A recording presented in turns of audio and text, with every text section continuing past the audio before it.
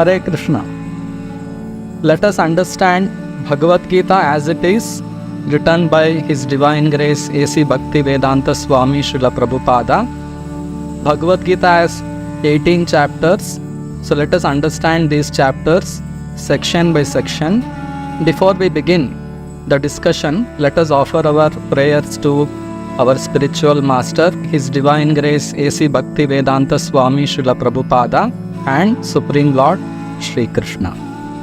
Namo Om Vishnu Padaya Krishna Prishthaya Bhutale Srimate Bhaktivedanta Swamin Niti Namine Namaste Saraswate Deve Gauravani Pracharine Nirvishesha Shunyavadi Paschatya Deshatarine Jai Shri Krishna Chaitanya Prabhu Nityananda Shri Advaita Gadadhara Shri Vasadi Gaura Bhakta Vrinda Hare Krishna Krishna Krishna Hare Hare Hare Rama Rama Rama Hare Hare Om Namo Bhagavate Vasudevaya Om Namo Bhagavate Vasudevaya Om Namo Bhagavate Vasudevaya. Today we will be understanding the 5th section of the 7th chapter of Bhagavad Gita. 5th section is from Shloka number 24 to Shloka number 30. So let us understand this section. In the previous section, Krishna had described people who worship Devatas, and he had told that those who worship Devatas, they are actually less intelligent people. In this section, Krishna describes those category of people who are Mayavadis, who are impersonalists, and the process of surrendering unto him. So let us understand this section. So Krishna says, Avyaktam vyaktim apannam manyante mama buddhayaha param bhavam ajananto mamavyayam anuttamam. Unintelligent men who know me not think that I have assumed this form and personality. Due to their small knowledge, they do not know my higher nature, which is changeless and supreme. So in the previous section, Krishna had told that those who worship Devatas, they are all less intelligent because they don't understand the complete spiritual science. So similarly, Krishna is now describing one more category of people who are impersonalists. There are one category of people who think that actually God is impersonal, but when he appears in this material world, he assumes a form, either human form or some other form, and he descends into this material world to perform certain activities. Actually, Krishna is condemning such a thinking. Krishna says that avyaktim vyaktimapannam manyante mam abuddhayaha. Krishna is chastising this class of people by calling them abuddhayaha. Abuddhaya means one who is not intelligent. Why they are not intelligent? Because param bhavam ajananto. They don't understand Krishna's superior nature. Those people who are impersonalists, they think that actually attraction to varieties is the cause of all trouble. So in order to stop all the trouble, we have to become varietyless. So they think that spiritual life means making everything null and void. That is called Shunyavada, or merging everything into some impersonal, some energy. They think that everything is actually some sort of energy which they call Brahman. They don't know what's the meaning of Brahman themselves. They call Brahman, and then they think that I am God, you are God, everything is God, and we are all impersonal. We are all thinking that we are different in illusion. They think that I am different, you are different. We see all these varieties in this material world. It is actually illusion. In reality, when we spiritually elevate and realize everything, we understand that we are all one. There is no variety. We are all one. We are all God. In that way, they give their own misinterpretation to everything. So Krishna is calling such people as unintelligent because they think that originally God is some impersonal energy and he assumes a form and comes to this world. Such thinking is condemned by Krishna here because they don't understand that in spiritual world there is spiritual variety and God is a person with spiritual form which is called Satchidananda. Lord Brahma has described the form of Lord Krishna in the Brahma Samhita. Ishvaraha Paramaha Krishnaha Satchidananda Vigraha. Anadir Adir Govindaha Sarva Karana Karanam.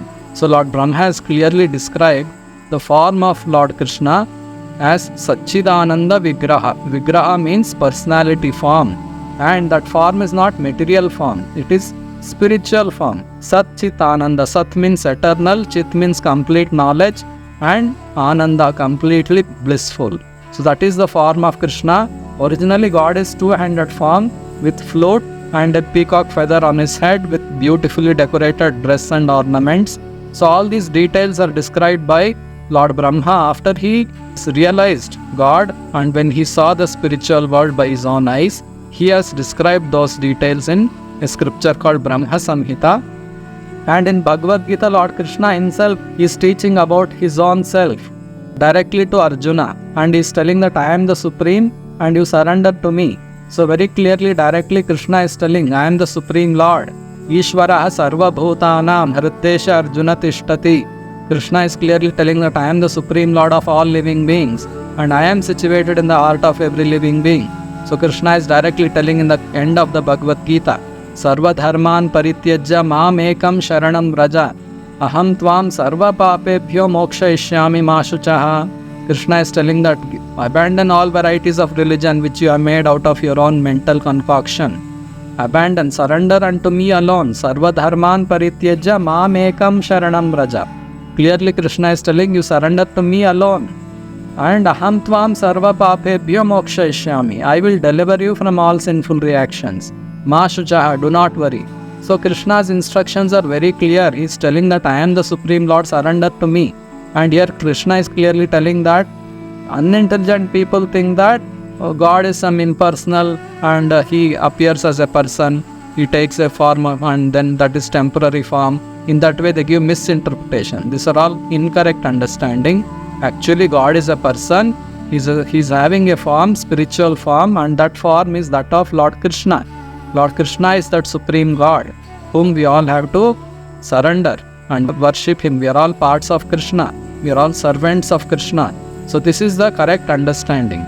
So further Krishna is telling, Naham prakasha sarvasya yoga maya samavrataha mudhoyam nabhijanati loko mam ajam avyayam. I am never manifest to the foolish and unintelligent. For them, I am covered by my eternal creative potency, Yoga Maya, and so the deluded world knows me not, who am unborn and infallible. 5,000 years ago, Lord Krishna was personally present in this world and everyone saw him. But everyone could not understand that Krishna is God himself. Why that is so? Here Krishna is describing, Naham Prakasha Sarvasya. Krishna doesn't manifest himself to the foolish and unintelligent people, because the living beings, they have come to this material world to enjoy independent of God. So Krishna doesn't want to present himself to them as God because they don't want him. Only few people like Pandavas and few other devotees, they could understand that Krishna is the Supreme Lord himself and they would worship him and they would love him.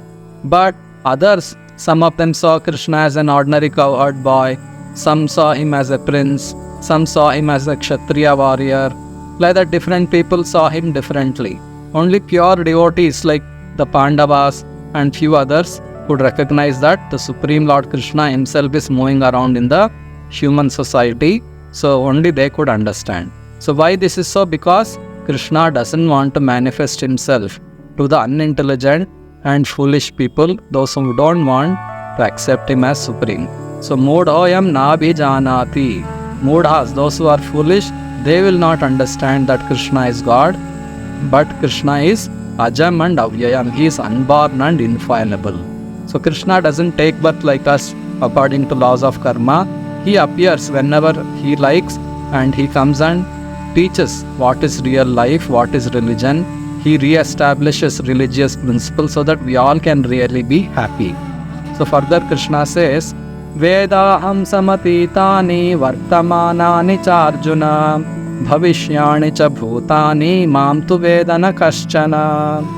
O Arjuna, as the Supreme Personality of Godhead, I know everything that has happened in the past, all that is happening in the present, and all things that are yet to come.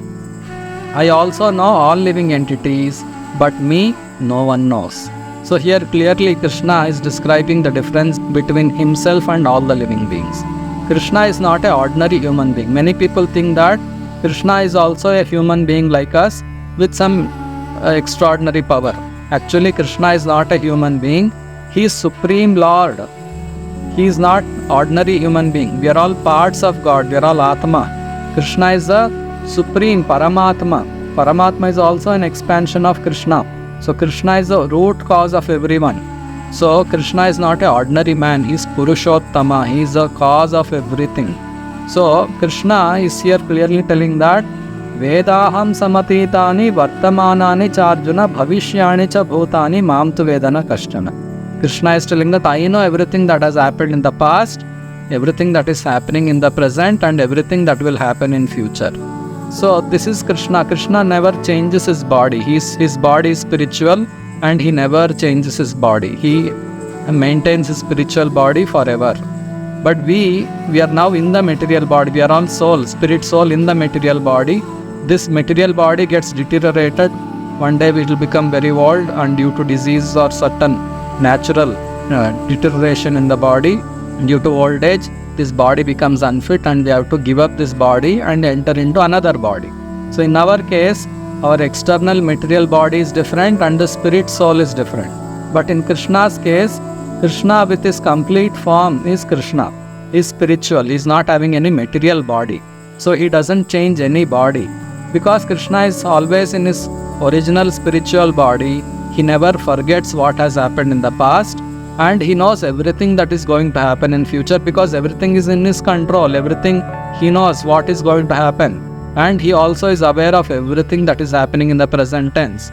Because he is present everywhere, in every atom he is there in everyone's heart. His energies are everywhere. Whatever we see in this creation, they are all energies of Krishna. Therefore, he is aware of everything because everything is his own energies. Therefore, Krishna knows the past, he knows the present, he knows the future. But in our case, when we change our body, we forget everything that has happened in the past. Neither we are aware of what all is happening in the present in this world, neither we are aware of what is going to happen in future. So therefore, we all have to admit that we are not gods. Many people think that I am also God. This is all actually illusion. We are all not gods. We are all tiny parts of God. We can become eternal servants of God. That is our natural, eternal, constitutional position, to always be subordinate. He is a maintainer, we are maintained. It's said in the Upanishads, Nityo Nityanam Chetanas Chetananam Eko Bahunamyo Vidadhati Kaman. The Supreme Lord Krishna, He is Nitya. We are all Nityas, He is Chief Nitya. We are all Chetanas, He is Chief Chetana. The difference is, Eko Bahunamyo Vidadhati Kaman. He is the one person who maintains and fulfills the desires of innumerable living beings. We cannot fulfill our desires independently. We don't have that ability. We depend on God to fulfill our desires. So He is a supplier, and only when He supplies, we can receive His mercy. So this is the way we have to be. We all have to be always dependent on Krishna, and He fulfills all our desires. So clearly Krishna is describing about His special nature. Further, Krishna is describing Ichchadvesha samuttena dvandva mohena bharata sarva bhutani sammoham sarge yanti parantapa. O son of Bharata, Arjuna, O conqueror of the foe, all living entities are born into delusion, overcome by the divinities of desire and hate. So here clearly Krishna is describing that every living being in this material world is born into illusion because of Ichcha and Dvesha, because of desire to enjoy independently, and because of hate. This material world is called a world of duality. We like something, we don't like something. So Ichcha and Dvesha. So when we want to enjoy in this material world, we forget our original nature as eternal servants of Krishna, and we try to enjoy in this material world in various material bodies. So Ichcha Dvesha Samuttena Dvandva Mohena Bharata. We come under delusion and then Sarva Bhutani Sammoham Sarge Yanti Parantapa. So when we come into illusion, we start thinking that I am this body, and so is my wife, so are my children, this is my home, this is my country, this is my nation. So the whole understanding of life centers around the body, which is actually illusion. Actually, we are not the body. I am neither Indian, I am neither American, I am neither Hindu, neither Muslim, neither Christian. We are all eternal parts of Krishna. That is the reality. But thinking that I am an Indian, I am an American, I am a Chinese, these are all actually bodily designations which gets destroyed by the destruction of the body. So therefore, only a devotee of Krishna is free from this illusion. All others are in illusion, and because of illusion, there is always suffering. We see so much of tension in the borders between various nations. Either politically there is always some tension, and there is always certain fear of some war between nations, and religiously there are so many religions and people of different religion, they clash with each other. In that way there is so much of suffering in this world just because of misunderstanding of the self. Because of bodily centeredness, so much of suffering is there in this material world. But once we come to true knowledge that Krishna is the supreme, we are all parts of Krishna, all these illusions will get destroyed, and we all can live together cooperatively just by accepting Krishna as supreme and serving Krishna as our prime duty of our life. In this way, when we mold our life, mold our society, we can make this material world also a spiritual world. It's only a question of understanding. We can live happily even here in this material world by understanding that God is the supreme person, He is Lord Krishna, and worshipping Krishna is the only religion. There is no other religion. So this clear understanding we should have, then we can very happily live and return back to the spiritual world after giving up these material bodies. So Krishna is describing that Yesham tvantagatam papam jananam punya karmanam te dvandva moha nirmukta bhajante mam dhadavrata. Persons who have acted piously in previous lives and in this life, whose sinful actions are completely eradicated and who are freed from the duality of delusion, engage themselves in my service with determination. So clearly Krishna is describing that in order to engage in Krishna's service with determination, we have to stop all sinful activities. Yesham tu antagatam papam. There are 4 pillars of sin as I was describing in the previous section: meat eating, gambling, intoxication and illicit sex. These are the pillars of sin, and there are many other sinful activities. So we have to give up all sorts of sinful activities. And Yesham tu antagatam papam jananam punya karmanam. We have to be pious. We have to lead a pious life. And a life of devotion to Krishna is the most pious life. So we have to learn how to serve Krishna, how to worship Krishna, how to be a devotee of Krishna under the guidance of a pure devotee of Krishna, an expert spiritual master.